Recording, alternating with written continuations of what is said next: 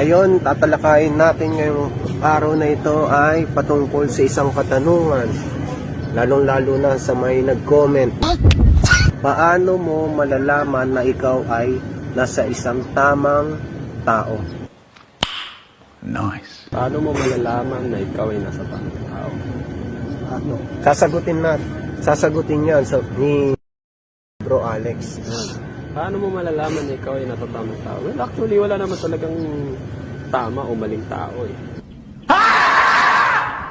Nagiging tama lang tayo kasi sinisikap nating huwag tayong iwan, di ba?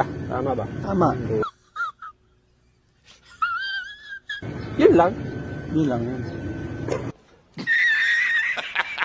Okay, maraming salamat kay Bro Alex sa magandang napakahabang niya, no? Share, no? Grabe ang haba ng share niyo.